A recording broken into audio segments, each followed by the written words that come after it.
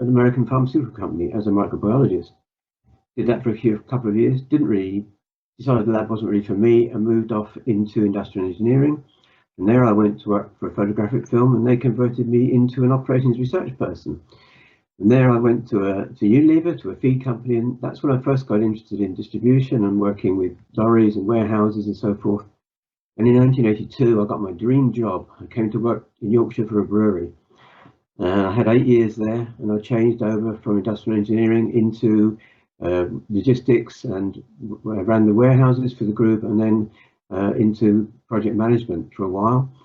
And was then approached by Pricewaterhouse, went to work for them as a logistics consultant for a couple of years, and then for a splinter group, logistics group, under Dr. Alan Slater for another 13 years. And then I drifted into academia at Huddersfield University, took my doctorate, hence the funny hat on the right, and for a while went out to Namibia, where I worked as a director of research for the logistics unit of the university.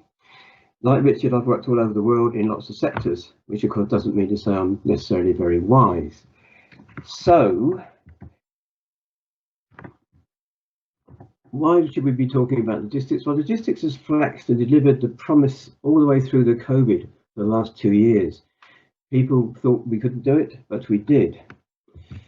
So, why should you be interested in logistics? Well, a lot of people think logistics is just about a truck or a railway, but in fact, it's about everything to do with manufacturing and delivery. So we start with getting the materials out of the ground and moving them to the company. We've been involved in the manufacturing and the conversion from raw materials into finished goods, or the storage and transportation stages, and of course delivering it to the customers.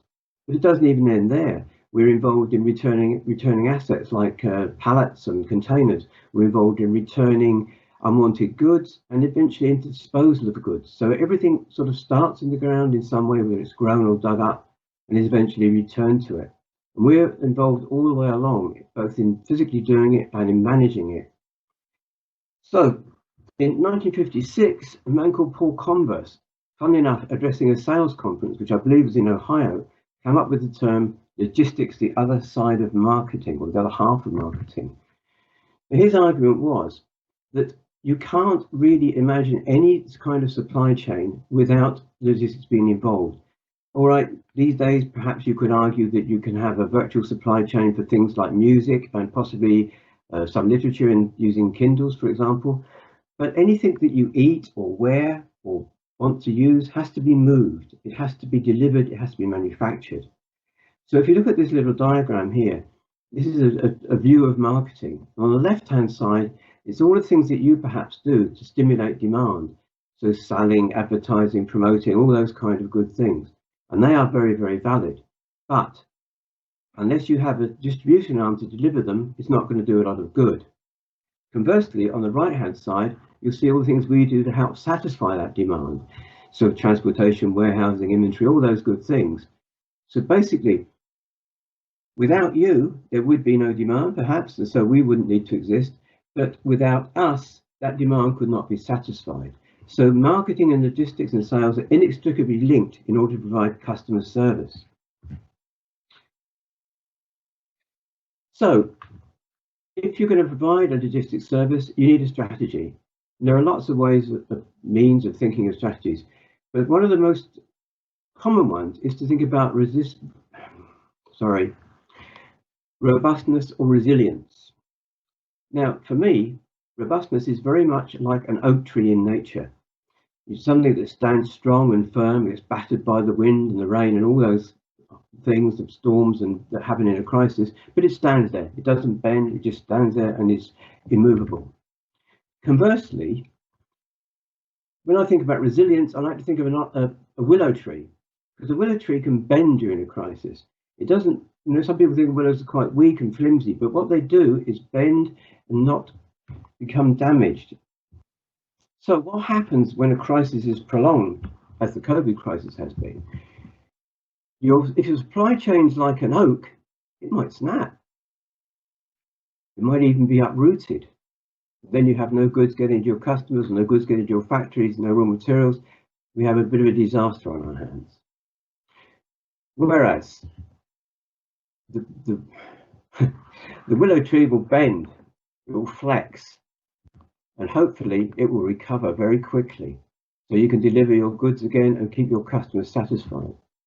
There's an old Tanzanian saying that says, "The wind does not break the tree that bends." And we need to build supply chains that are like that tree, that will bend and flex and not break. So when we think about supply chains, we often think about risks. So we looked at robustness and resilience and risks. So we need to assess risks. There are lots of ways of doing this. The way that I favour, and I think Richard favours, is known as the SOD analysis. Here we look at the severity of what will happen if something goes wrong, the probability of it occurring, and very importantly, how easy it is to detect early. If you can't detect something quickly, it can already do damage before you've done anything about it. So we use these three factors together to assess risks. And having assessed risks, of course, we try to allow for them. We do this by various ways. You can try and eliminate them. Very difficult because you can't always predict everything that's going to happen. We change our supply chains. We're building safety stock at various locations. That's okay, but are they in the right place? And anyway, it costs you money having that stock there. We also try perhaps to insure against potential losses. I know Richard's going to talk more about this in a minute. But even then, something can come along and take us by surprise. Such a thing, of course, was COVID-19. COVID came along and shook everybody, stopped everything. People have said it's like a black swan. And you forgive me for a moment, I'm going to just read what a definition of a black swan is. A black swan is an unpredictable event that is beyond what is normally expected of a situation and has potentially severe consequences. Black swans are characteristic by their extreme rarity and severe impact. Well, that is a bit like COVID, but actually, was COVID unpredicted? I prefer perhaps to think of it as a grey rhino event. Now, if you're in Africa, you know that rhinos are either black or white, not grey. But the term grey rhino was turned by a lady called Michaeli Wooker in 2016. The grey rhino is a highly probable, high-impact yet neglected threat. Grey rhinos are not random surprises, but occur after a series of warnings and visible evidence. And I would argue that we actually had those warnings. We had SARS a few years ago. I think you'll find, if you look at risk assessors, one of the risks that always appears, perhaps in the top 5 or 10, is that of a major pandemic which affects the world and causes businesses to crash. So, a lot has changed over the last 2 years. We've been forced to change things because of COVID, but we've responded. So we've looked at international freight flows, European network volumes, GP volumes, and our colleagues in order to say, what have we learned during these 2 years and how can it apply to your business as well as ours? I'm going to hand back to Richard. Thank you, Chris. So let's have a look at what the industry is saying, and we'll start off with the big three consultants: Gartner, McKinsey, Accenture. There are more consultants. They have roughly the same view on life, and that is supply chains are likely to fail in the face of disruption. That won't be a surprise to anybody who's lived through the last 2 years in logistics. And trade-offs are required between asset costs, such as facilities and inventory, and then time-based performance measures. What does this mean in simple terms? It means that you should stockpile inventory and you should have redundancy in your supply chains, is advocated by those leading consultancies. And that's a fairly safe summary if you're giving advice in this field. Time-based performance measures, lead times will be impacted, delivery variance, you won't be able to get your product through to the customer as well as normal, and there'll be other cost factors like transportation. And risk assessment should play a more important role going forward. This is where we start talking about the SOD model that Chris has already mentioned, as well as business continuity, planning, and insurance. But this is what the big three are saying, and I agree with some of them, and I don't agree with others, and we're going to get into that in a minute. The academic teams are split into a variety of camps. We've got our black swans and grey rhinos in the middle of this diagram. Very top, strategic inventory. What I would term the old school approach is supply chains become resilient with the use of strategic inventory and spare capacity. We've had this approach in supply chain terms for probably 2 decades now. Less old school is around business continuity planning and resilient supply chains that need good backup systems. And then a more contemporary approach would be adopting partnerships and collaboration, particularly with people we wouldn't normally do that with. So when supply chains go through disruption, we might work differently with competitors, or we might work differently in markets to enable a good supply chain service in the face of some challenges to resilience. And I think there are some great stories to come out of the last 2 years in supply chain. Some of them won't emerge for a while because they'll be covered under confidentiality clauses, but I have seen collaboration between major market players for the good of the market. And whatever the approach, visibility has a key role. And we see things like the DHL Resilience Annual Report, World Economic Forum Annual Reports, all had a global pandemic on their list of things to be concerned about. It wasn't very high up, and we didn't do much about it because it was quite low down the list of things to do. And this is where visibility becomes key. Reacting faster than anybody else reacts, being at the front of the queue, we can only get that through visibility of what's going on around us. There's some other interesting models that I just share with the audience today. There's the expected monetary value approach to risk and resilience planning. I don't see much of this outside. I don't see this approach mentioned outside the US.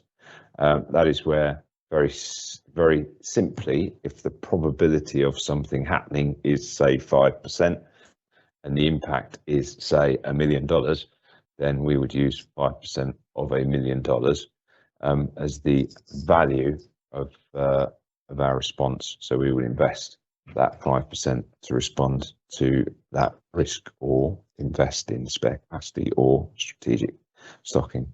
And then on the right of this slide, of course, in logistics terms, whatever gets measured gets done.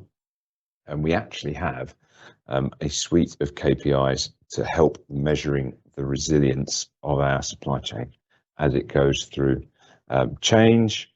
And you can see on the left-hand side there, pre-disruption, during disruption, post-disruption, and then on the right-hand side at the top, is it the customer, the supplier, or the company in question. So we're very well geared up for managing these events. It's actually putting it in practice that has been very interesting, and we're going to go and have a look now at an international, European and UK interpretation response to the disturbance we've had over the last couple of years. So we'll have a look at the international in just a minute. It's worth noting that supply chain resilience and robustness is also reflected in how some of these key markets experienced COVID, where how the markets went into hibernation and then how they emerged. And it must be said the Chinese, with a 1.4 billion population plus the surrounding APAC countries, were pretty fast to come back online. And their robustness and resilience was a very different curve to that we experienced in Europe. And these are my personal choices of pictures where we had over 20 different trading countries adopting slightly different rules. And similarly in America, very different response. And all of this impacts on how we flow freight around the world. And we'll see that particularly in the European picture. So Shanghai Containerized Freight Index, this is what drives our value-based choices for international freight forwarding, very much reflective of ocean freight forwarding. And I'm sure many of us will be surprised that during 2020, reliability was pretty good. In fact, it was only significantly dropped in September of that year.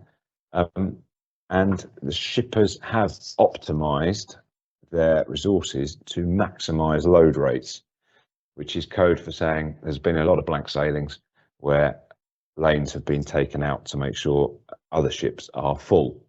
And this is reflected in this lovely bar chart here that says back in 12th of March 2021, typically a container going from China through to Europe cost about 3,700 USD.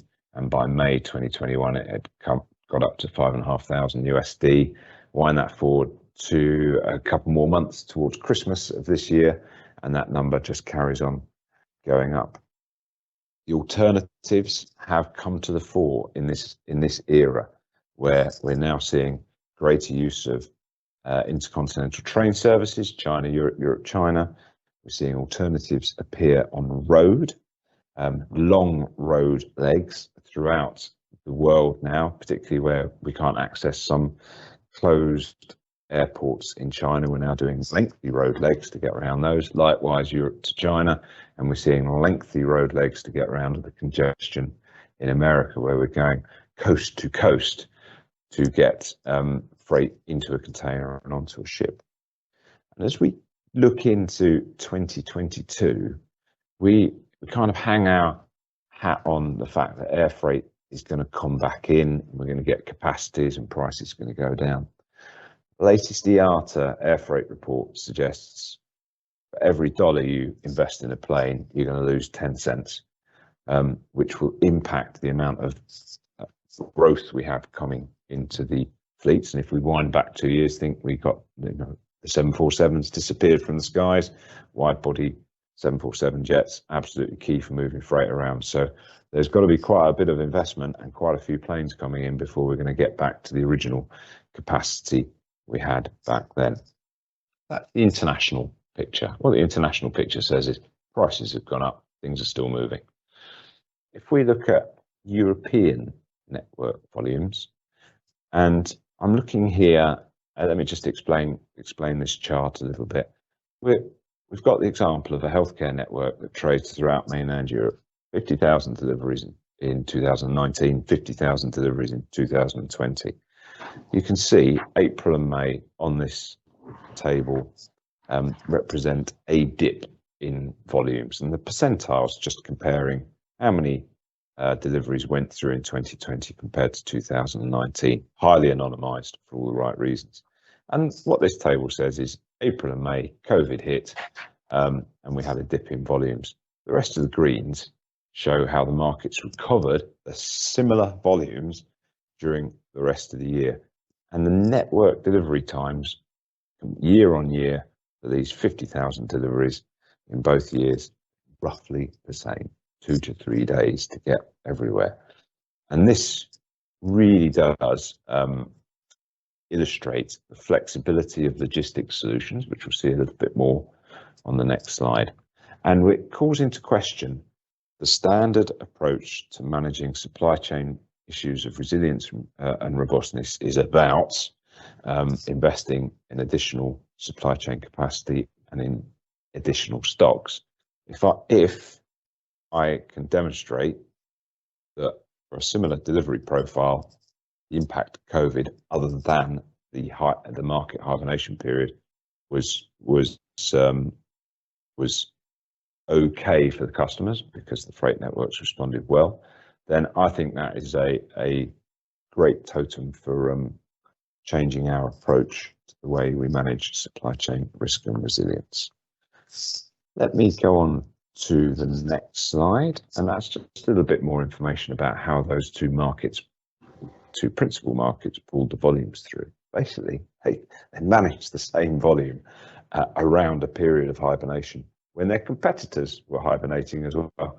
So why would I have remote stocking? Why would I have empty warehouses when not only this supplier but also their competitor were closed at the same time?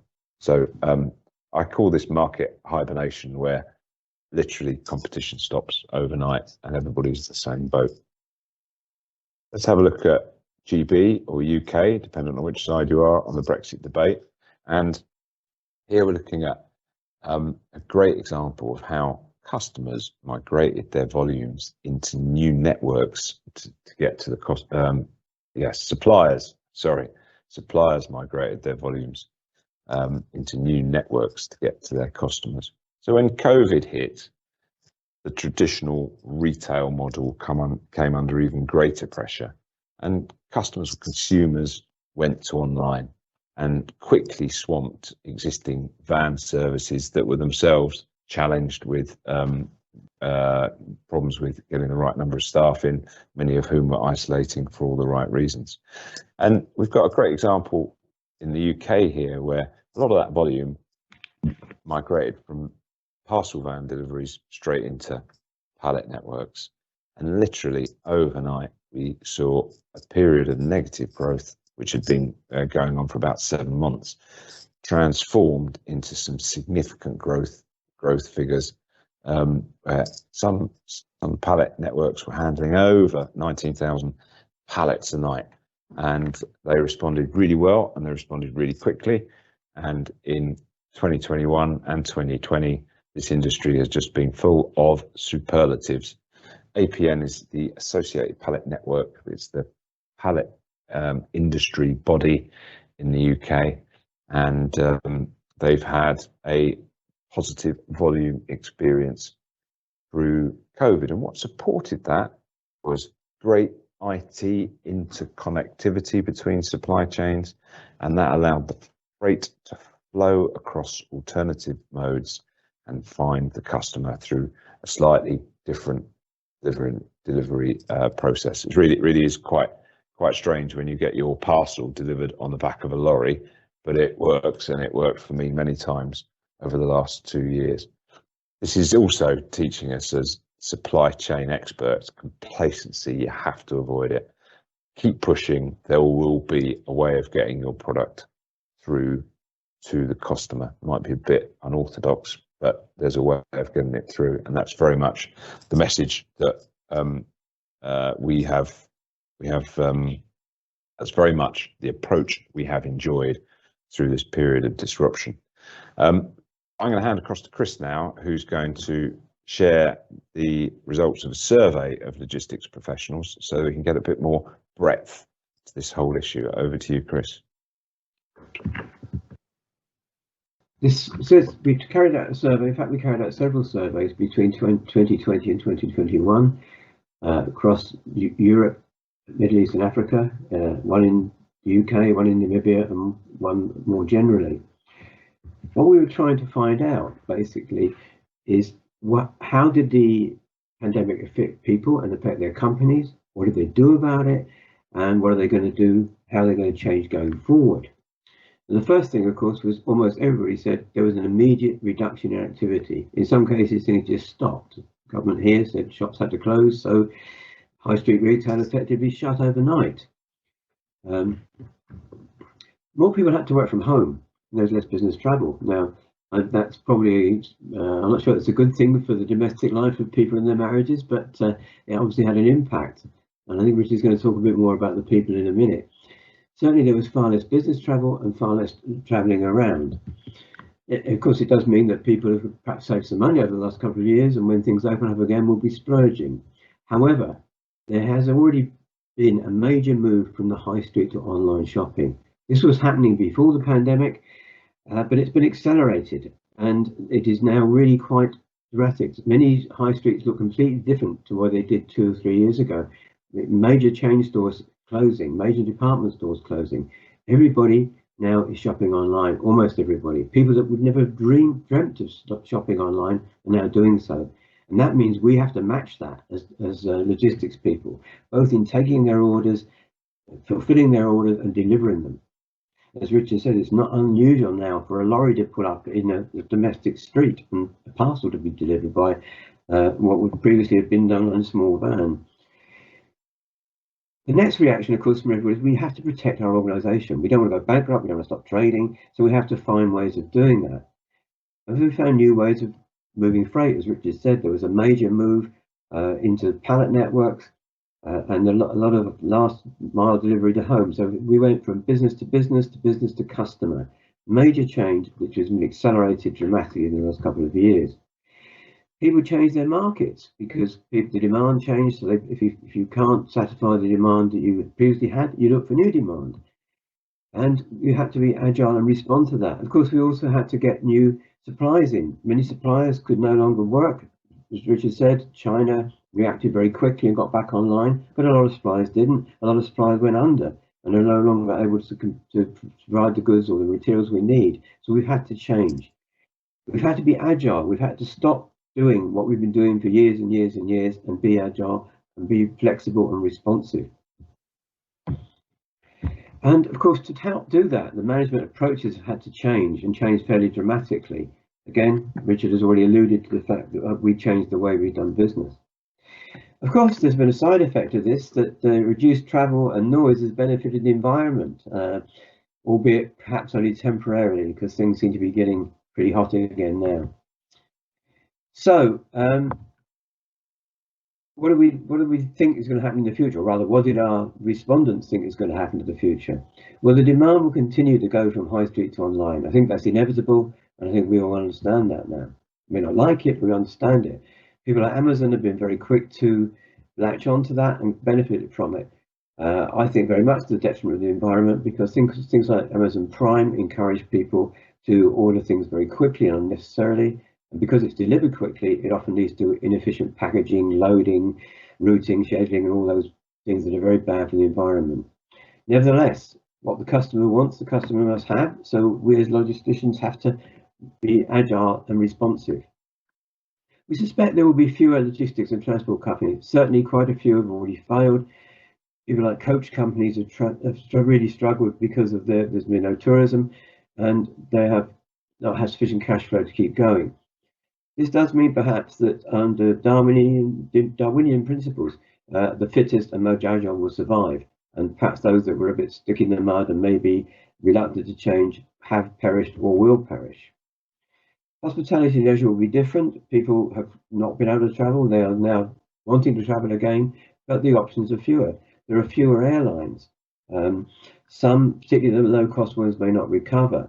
Now, this may not seem important as to manufacturers, but in fact it is, because people do not always realise that a great deal of freight is carried in the belly hold of passenger planes. So if those passenger planes aren't flying, the capacity of the market for air freight is drastically reduced.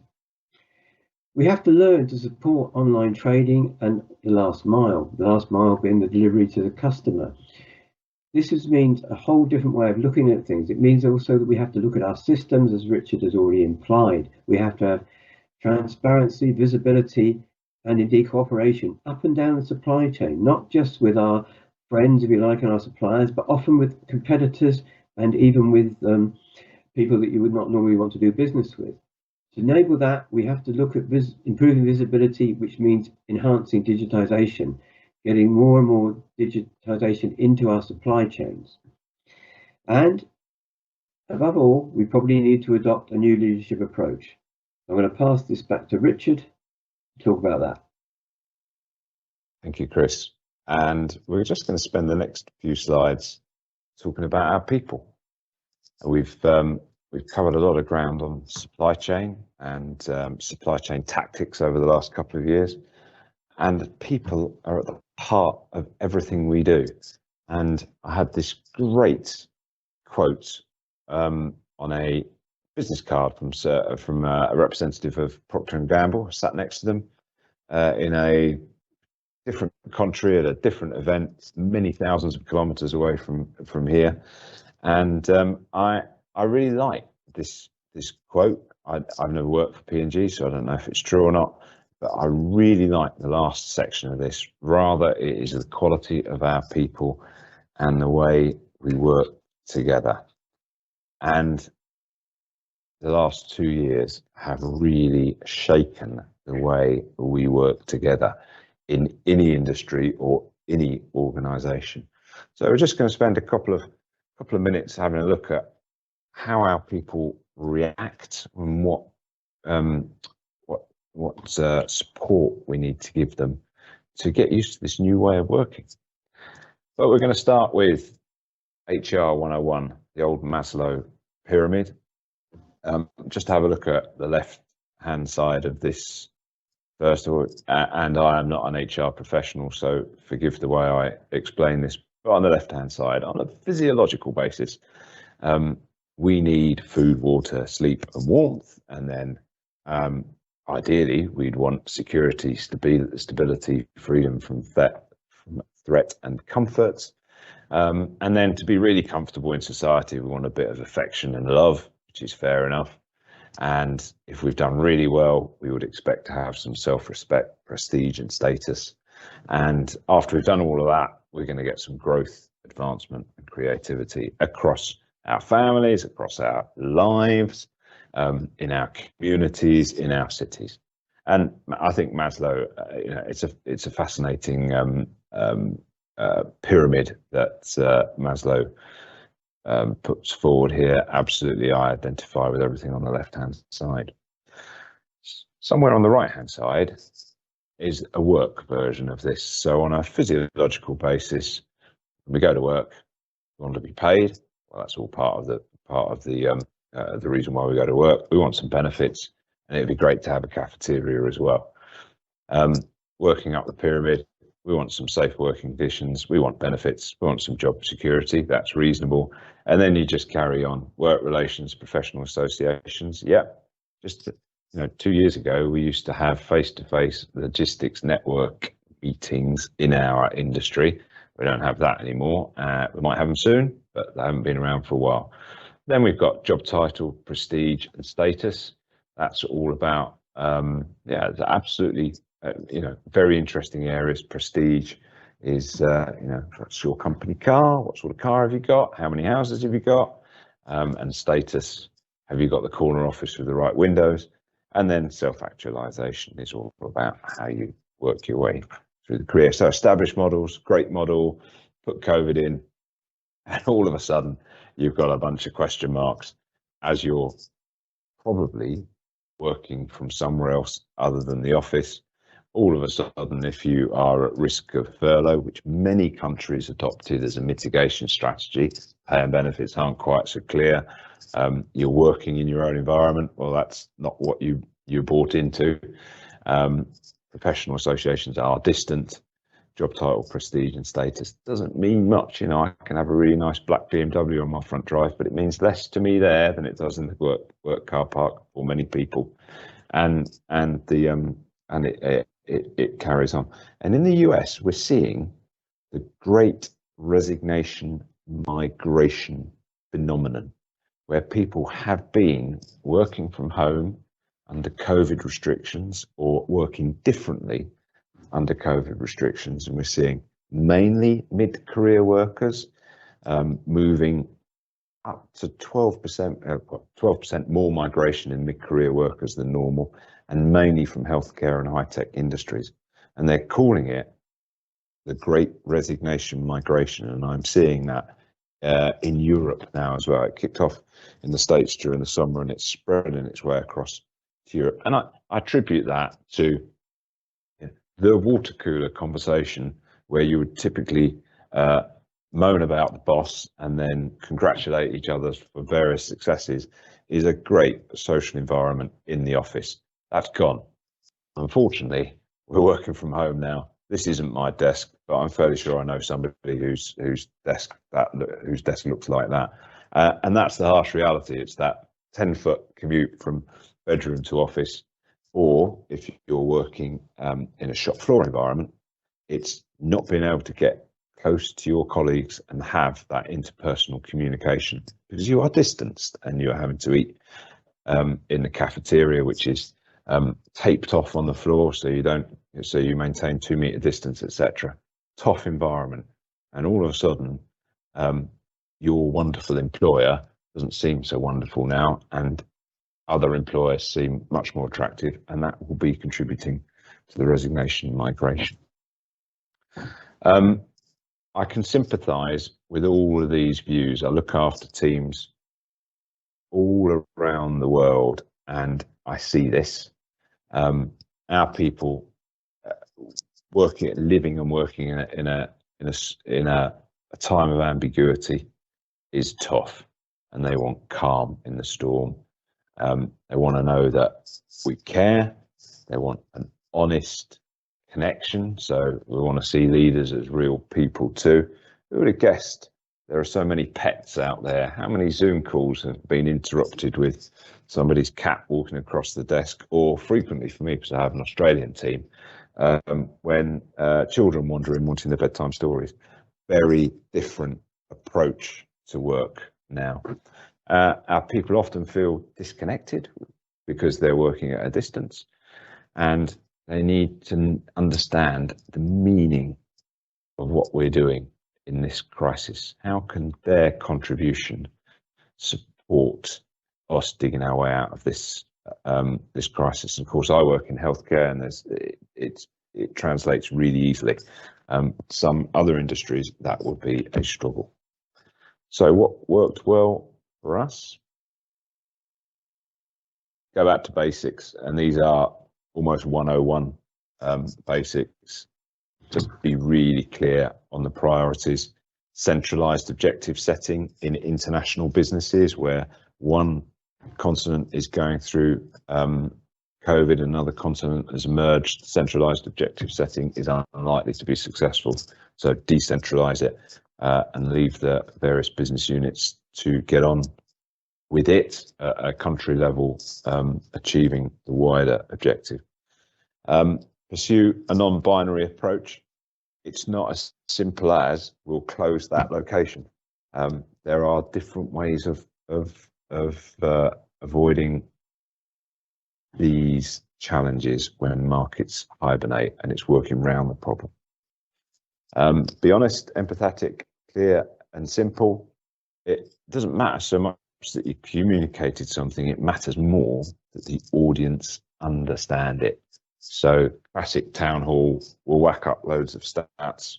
It doesn't really work now because people have got time to actually listen to a slightly different message if you rate it differently. And then write down the stories. So there have been many instances over the last couple of years where I've just been amazed by people's commitment.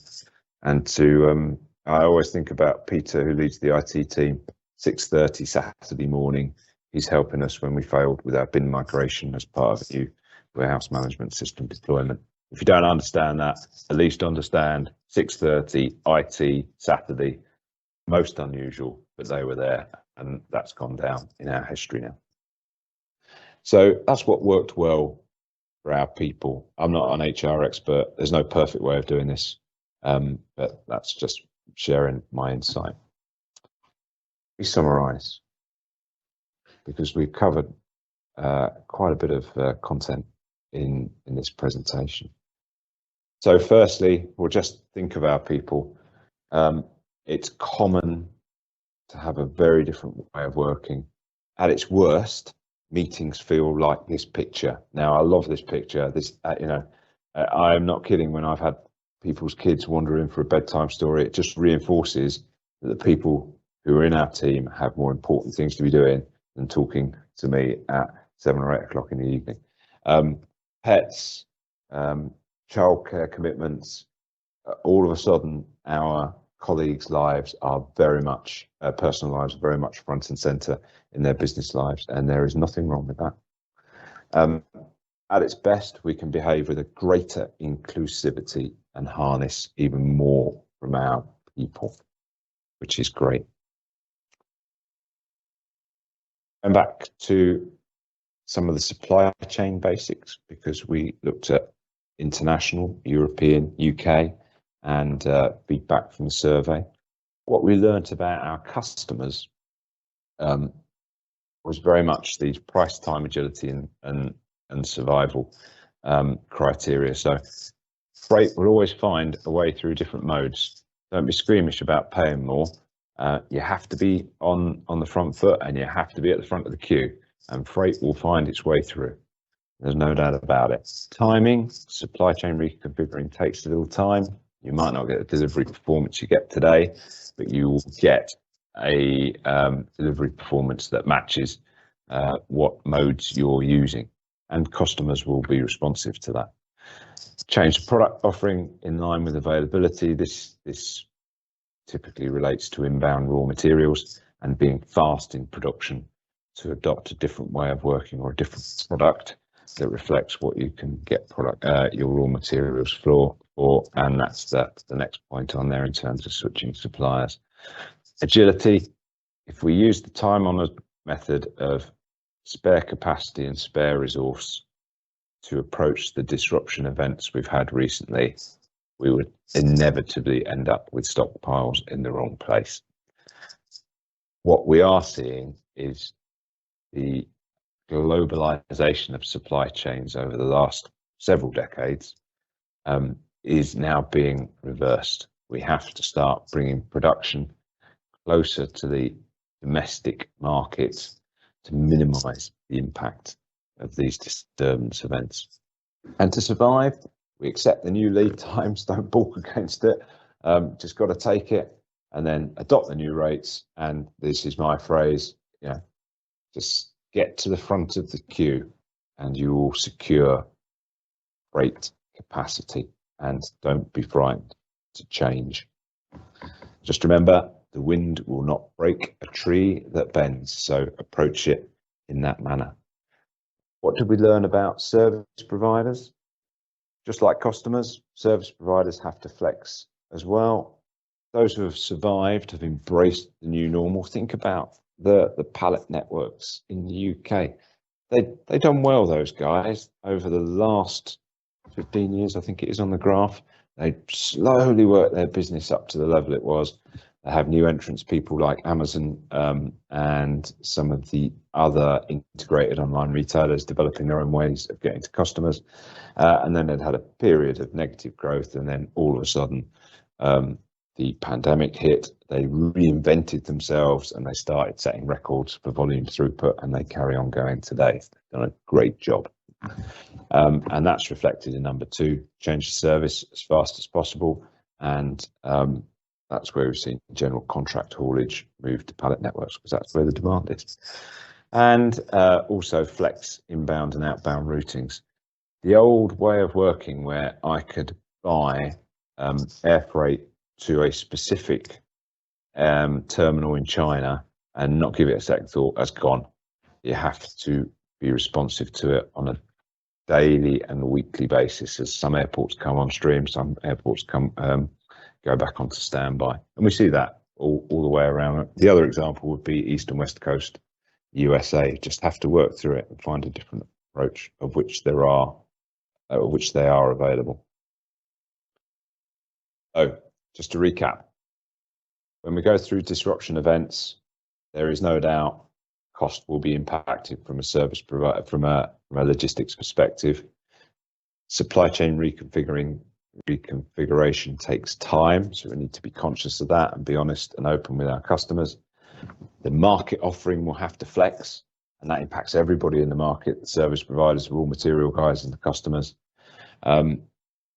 Customers will tend to drop people who don't respond fast enough, and that's very much a lesson for my industry, logistics. Why would you stockpile when markets go into hibernation? Because you're not going to have, typically you're unlikely to have the right product in the right location to capitalize on that, especially when the competitors can't trade as well. Reversing globalization does offer some significant benefits there, hauling some of these quite distant supply chains back closer to the market of consumption. And the message here is, if you do not respond, you will fail. If you are flexible, you will win. And from Chris and myself, I'd just like to thank you for listening to our presentation. Thank you very much.